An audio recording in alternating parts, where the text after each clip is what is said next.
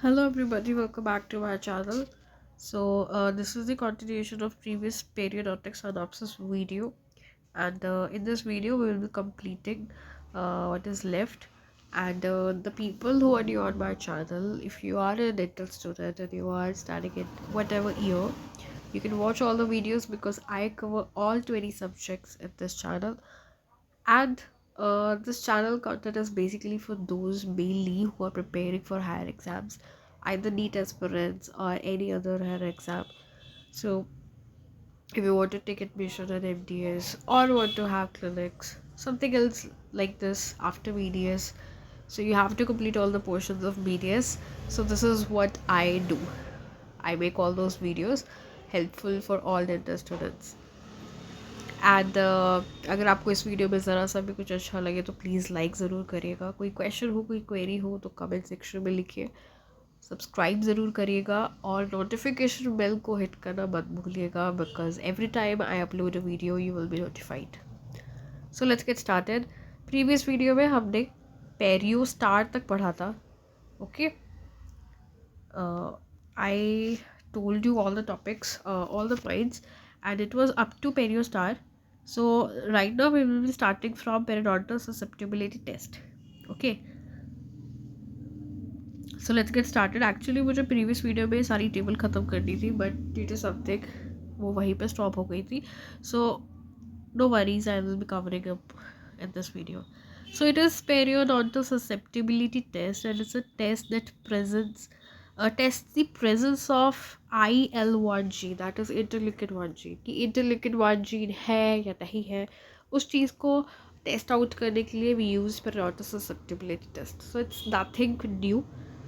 Just to know the presence of interleukin 1 is there or not, you have a test, periodontal susceptibility test. Then you have prognostic test. That prognostic test is actually a chair side test. You can do it on the chair side, and it aids the detection of serine proteinases and elastases. So you can find out serine proteinases and elastases by just doing a prognostic chair side test.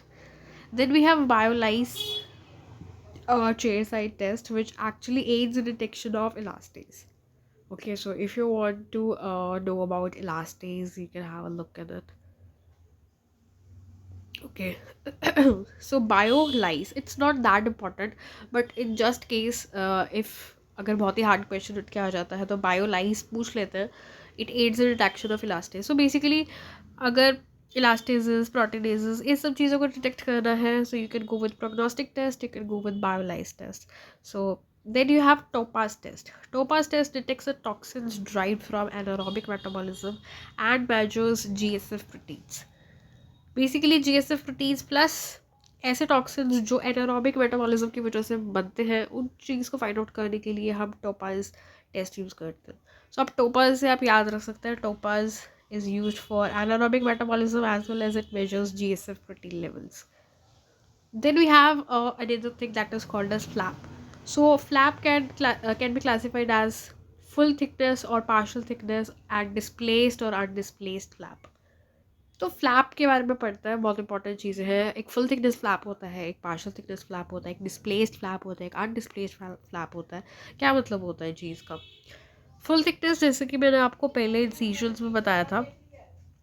Okay जब हम incisions लगाते हैं तो हम external मेवल incision लगाते हैं, internal मेवल लगाते हैं, हम क्रेविकुलर इंसीजन लगाते हैं. ठीक है, अगर हम इस हिसाब से इंसीजन लगाए कि अंदर से ये चीज़ बच जाती है, तो ये जो लेयर बच गई है, थिन लाइनिंग बच गई है, तो ये बेसिकली एक पार्शियल फ्लैप है, पार्शियल थिकनेस फ्लैप है. लेकिन अगर हम ऐसा फ्लैप लगाएं जिसमें हमारी ये थिन लेयर जो है ये भी कट आउट हो जाती है, तो हम उसको कहते हैं full thickness flap. So this is the meaning of partial thickness, full thickness. Displaced and displaced flap का क्या मतलब होता है कि एक फ्लैप हमने डिस्प्लेस रिट्रैक्ट करा. ओके उसके बाद जब हमने वहाँ से सर्जरी वर्जरी करने के बाद उस फ्लैप को उसी पोजीशन पे प्लेस कर दिया, so that is your undisplaced flap. यहाँ से अगर फ्लैप अगर कट हुआ है, उसके बाद इस फ्लैप को वापस से इसी पोजीशन पे ही रीपोजिशन कर दिया, सूचरी कर दी, तो इट इज़ अनडिस्प्लेस्ड फ्लैप. लेकिन अगर फ्लैप को यहाँ से हटा के अगर इस फ्लैप को यहाँ से हटा के, मान लो ये फ्लैप यहाँ से काटा था और अब इस फ्लैप को हमने यहाँ प्लेस कर दिया है, ये पोर्शन जो है हमने एक्सपोज कर दिया है, तो this is displaced flap. So I am just talking about कि मतलब क्या होता है इन चीज़ों का। तो ये फ्लैप के डिफरेंट मीनिंग्स हैं। उसके बाद फुल थिकनेस फ्लैप को हम बेसिकली म्यूकोपेरियोस्टल फ्लैप बोलते हैं। Necessary the osteo surgery is contemplated and as the bone is stripped off as the bone is stripped of its periosteum, marginal bone loss occurs।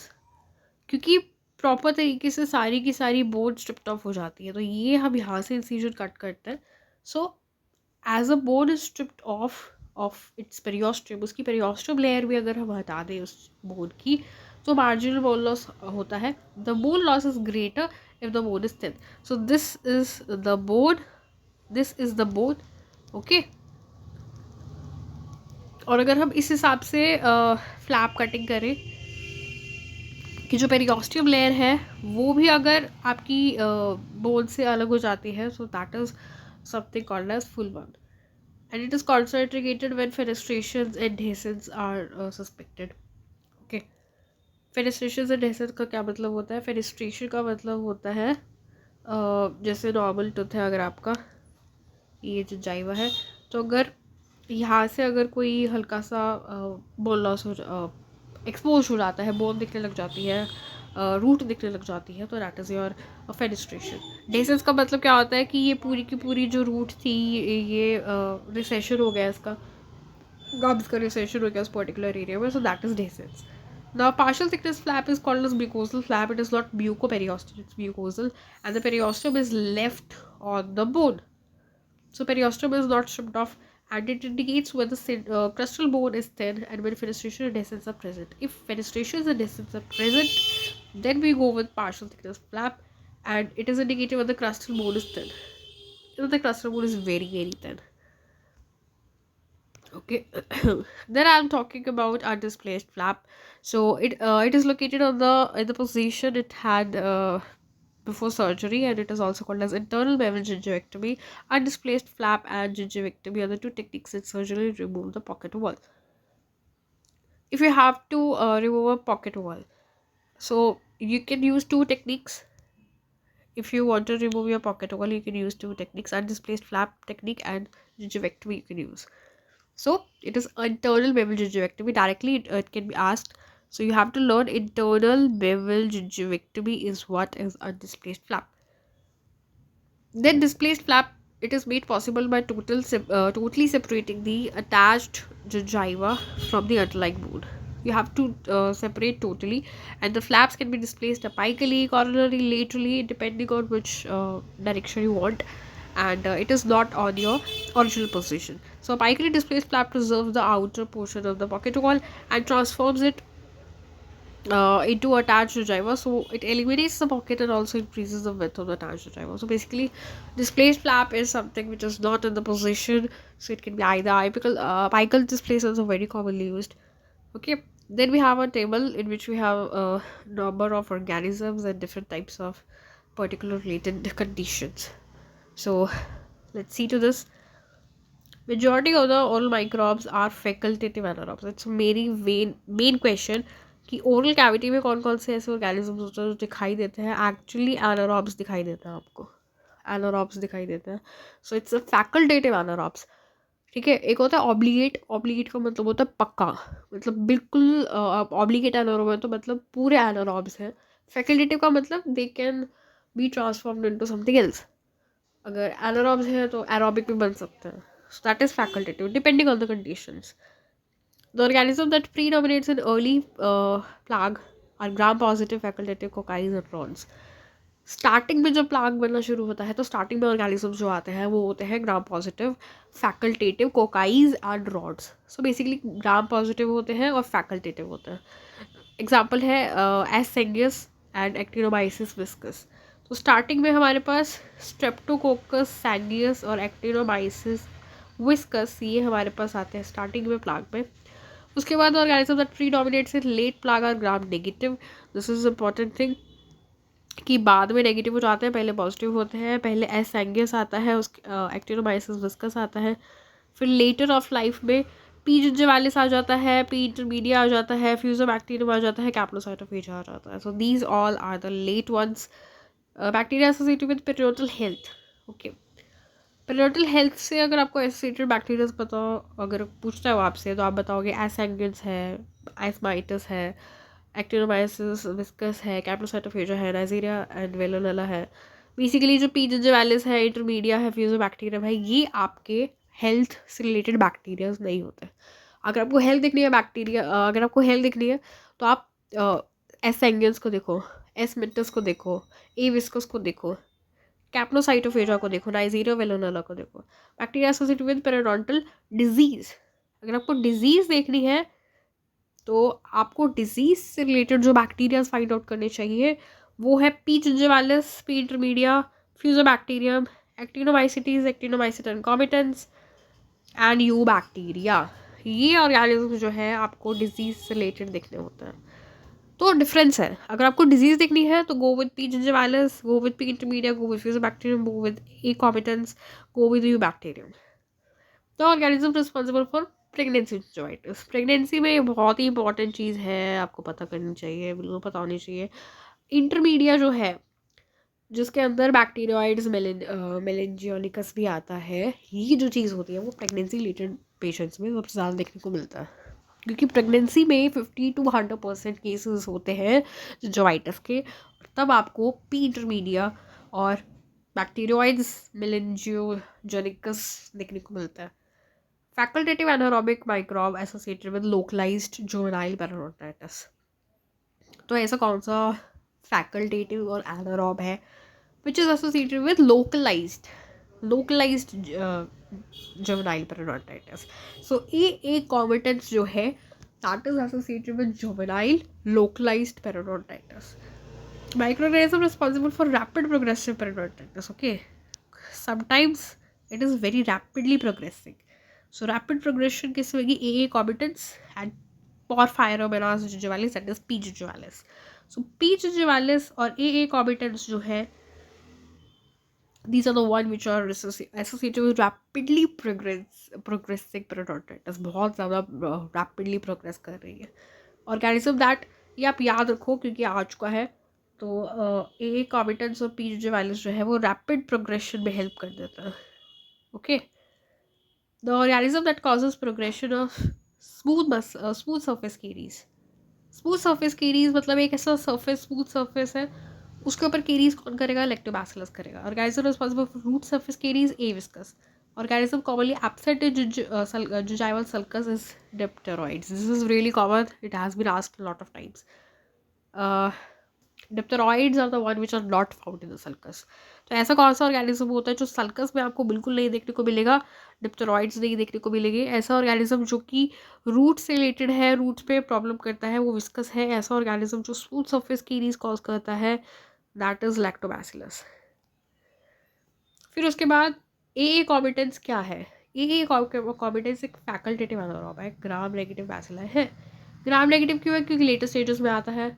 और facultative anaerobe है क्योंकि most commonly organism और cavity में facultative anaerobe है. 1 gram of plaque contains almost 10 raised to power 11 bacterias. 1 gram में 10 raised to power 11 bacterias होते हैं. Okay, so these are all the informative things that you should know. It can be asked directly as a question. Next let's talk about the organism that forms the longest chains. First organism to invade the oral cavity. सबसे पहले कौन सा organism आता है और cavity में? सलाइवेरियस आता है मोस्ट. लेकिन salivarius is not associated with caries. This is one thing you should know. It is the first one to invade the oral cavity but not associated with caries. Most commonly present in organism in saliva is Salivarius. The organism of Streptococcus viridans group. Okay, so it's a viridans group. And SABE, that is subacute bacterial endocarditis after Streptococcus sanguis, is caused by Salivarius. So this Salivarius is the first one to colonize, present in saliva, associated with SABE, and has the longest chains. Very, very longest chains. Talking about Mycobacterium leprae. So the Mycobacterium leprae was the one organism that does not obey Koch's law. Now what are the Koch's law? Coach has postulated some of the laws that अगर कोई bacteria या कोई भी ऐसा organism infection cause कर रहा है तो उसके साथ एसोसिएटेड होगा, ठीक है, और उसके साथ पाया जाएगा, प्लस अगर ट्रीटमेंट करोगे तो वो मर जाएगा। अगर उसको वहाँ से निकाल करके किसी और टिश्यू में डालोगे तो वहाँ पे भी डिजीज़ कॉज करेगा। ये सारी उसकी प्रॉपर्टीज़ थी। तो लेकिन जो लेप्रे होता है ना, माइकोबैक्टीरियम लेप्रे, जो लेप्रोसी कॉज करता है, वो माइक्रोब कोच के पोस्टुलेट्स को फॉलो नहीं करता। इंपॉर्टेंट चीज़ है, बहुत इंपॉर्टेंट है, माइक्रोबायोलॉजी के पॉइंट ऑफ व्यू से भी इंपॉर्टेंट है। Organisms associated with ANUG. अब एनक जो है, क्यू नेक्रोटाइजिंग अल्सरेटिव जिंजिवाइटिस, उसमें कौन कौन से ऑर्गेनिज्म आपको दिखेंगे? उसमें दिखेगा fusobacterium, spirochetes and spirochetes are mostly of intermediate size. Spirochetes 3 type के होते हैं, small, intermediate, large. Intermediate type के दिखेंगे एनक में, तो स्पायरोकीट्स दिखेंगे फ्यूजोबैक्टीरियम। और स्पायरोकीट्स के लिए डायग्नोस्टिक टेस्ट होता है, that is dark field microscopy test. Coaggregation is mainly seen in Gram negative. Coaggregation मतलब क्या होता है कि एक के ऊपर एक जुड़ते जाना, तो वो बेसिकली ग्राम नेगेटिव शो करता है। Now let's talk about another table in which we have some of the numerical values. So let's see to this. Thickness of the junctional epithelium near the base of skull. Thickness of junctional epithelium near the near the base of sulcus. Okay. तो ये जो sulcus का base है, यहाँ पे हमारी junctional epithelium की कितनी थिकनेस आपको दिखाई देगी? It's 10 to 20 cell thick. 10 से 20 सेल थिकनेस हो जो जाती है जंक्शनल एपिथेलियम की, जो बेस ऑफ सल्कस पे, उसको फाइंड आउट करता है।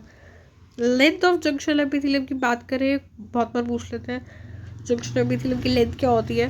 0.25 से लेकर के 1.35 तक, मतलब ऑलमोस्ट 1.5 mm तक की लेंथ होती है। हिस्टोलॉजिकल डेप्थ क्या होती है सल्कस की? सल्कस की अगर आप डेप्थ की बात करो तो ये 1.8 mm की डेप्थ होती है। प्रॉबिंग डेप्थ क्या होती है नॉर्मल सल्कस की? ठीक है, ये हिस्टोलॉजिकल डेप्थ है, इसको हिस्टोलॉजिकल पॉइंट ऑफ व्यू से आप देख सकते हो, लेकिन जब आप प्रॉबिंग करोगे तब आपकी ये डेप्थ 2 से 3 बन जाएगी। If you going to use a probe, okay, this is a probe, so it will go up to 2 to 3।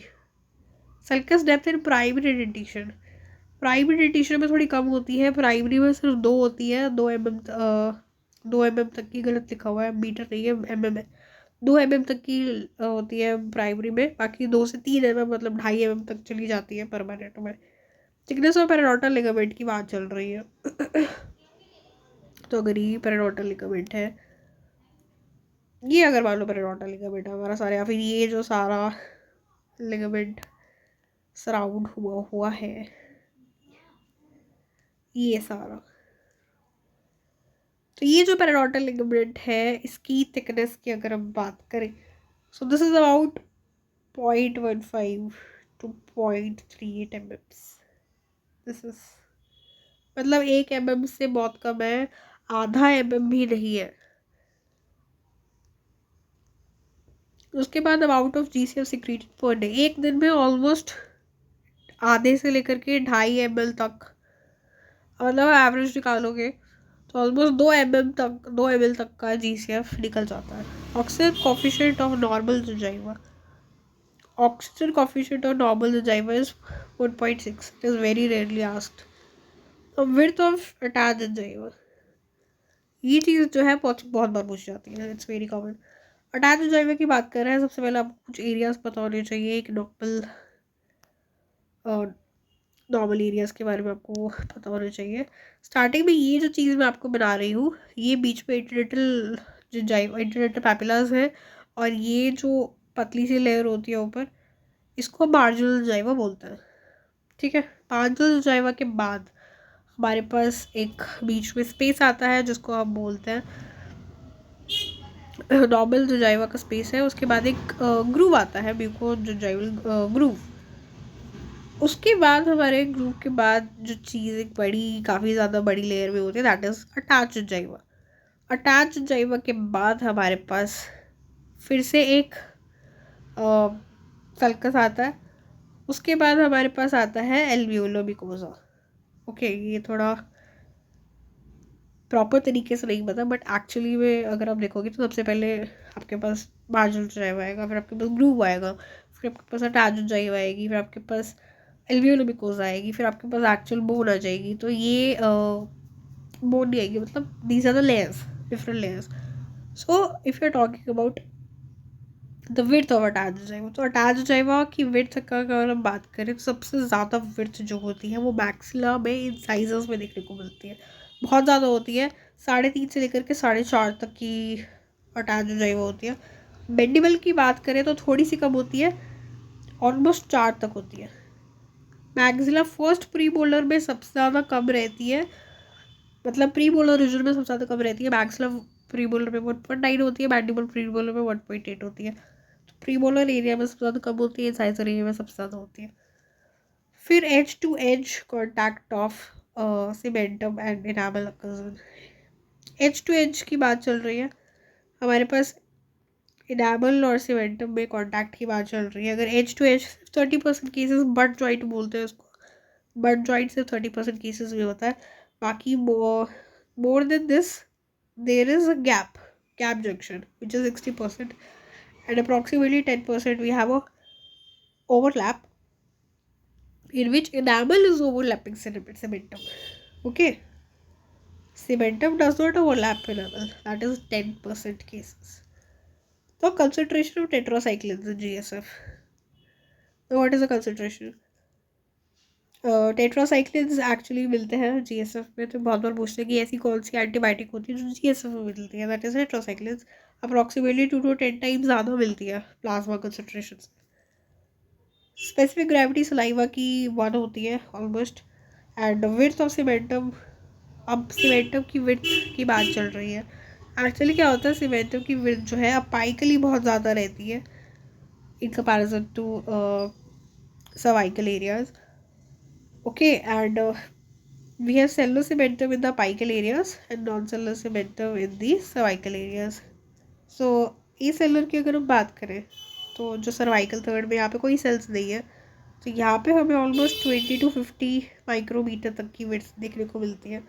But वहीं पे अगर हम सेलुलर की बात करें जो एपेक्स पे हमें देखने को मिलता है, वहाँ पे 150 to 200 तक की विड्थ देखने को मिलती है। उसके बाद gingivitis is at peak level in which age. सबसे ज़्यादा जिंजिवाइटिस कब दिखाई देती है, जब 12 से 15 साल का बच्चा होता है, जब अपनी प्यूबर्टी हिट कर रहा होता है वो, तब वहाँ पे सबसे ज़्यादा जिंजिवाइटिस देखने को मिलता है। The percentage affected by gingivitis by the time they cross puberty. जैसे ही प्यूबर्टी क्रॉस करते हैं ऑलमोस्ट 80 से 90% तक लोगों में जिंजिवाइटिस देखने को मिलता है। Percentage of population taking dilated affected by hyperplasia. Okay, किन लोगों में डायलेटेड मतलब फेनिटॉइड, डायलेटेड सोडियम बेसिकली जो लोग देते हैं, उन लोगों में ऑलमोस्ट 60%, 50 से 60% लोगों में जिंजाइवल हाइपरप्लेजिया हो जाता है, ड्रग की वजह से, ड्रग इंड्यूस्ड हाइपरप्लेजिया हो जाता है। उसके बाद percentage of population taking nifedipine affected by hyperplasia. अगर आप कैल्शियम चैनल ब्लॉकर ले रहे हो तो उसमें इतना नहीं प्रॉब्लम पड़ती। कैल्शियम चैनल ब्लॉकर में सिर्फ 20% लोगों में ही जिंजाइवल हाइपरप्लेजिया होता है। Percentage of pregnant women who develop pregnancy, almost 30 to 40 pregnant women's होती है जिसके अंदर, ऑलमोस्ट 40 to 50% ऐसी वुमेन्स होती है जिनके अंदर प्रेगनेंसी में जिंजाइटिस हो जाता है। Percentage of pregnancy gingivitis turning to pregnancy tumour. लेकिन प्रेगनेंसी में जो वो जिंजाइटिस है वो ट्यूमर में बदले, वो सिर्फ 2% केसेस में होता है।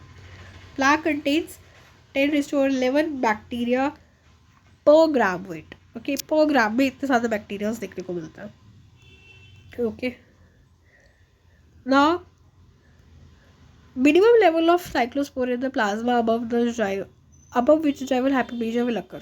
देखो हम सबको पता है कैल्शियम चैनल ब्लॉकर लेने की वजह से, इम्यूनोसप्रेसेंट्स लेने की वजह से, एंटी एपिलेप्टिक ड्रग्स लेने की वजह से जो होता है, जो जाइवा में हाइपरप्लास्टिक चेंजेस देखने को मिलती है।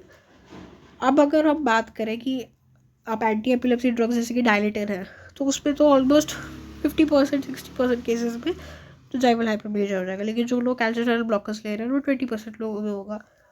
अब जो लोग इम्यूनोसप्रेसेंट्स ले रहे हैं उनमें भी जाइवल हाइपरप्लेजिया होगा, तो कितनी अमाउंट में आपको देखने को मिलेगा, ऑलमोस्ट 150 नैनोग्राम्स पर ml अगर आप ले लोगे तो उसके बाद जो जाइवा में हाइपरप्लेजिया देखने को मिल सकता है। Average daily increment in calculus former is, हर रोज़ कितना कैलकुलस में इंक्रीमेंट होता रहता है अगर आप ब्रश तो करोगे। तो वैसे कैलकुलस ब्रशिंग से हटता नहीं है, तो brushing has no role on calculus if somebody is having calculus, plus if it is not brushing तो और कैलकुलस जुड़ता जाएगा। लेकिन अगर आप ब्रश करोगे तो जो एक्स्ट्रा कैलकुलस है ऑलरेडी उस कैलकुलस के ऊपर नहीं जमेगा।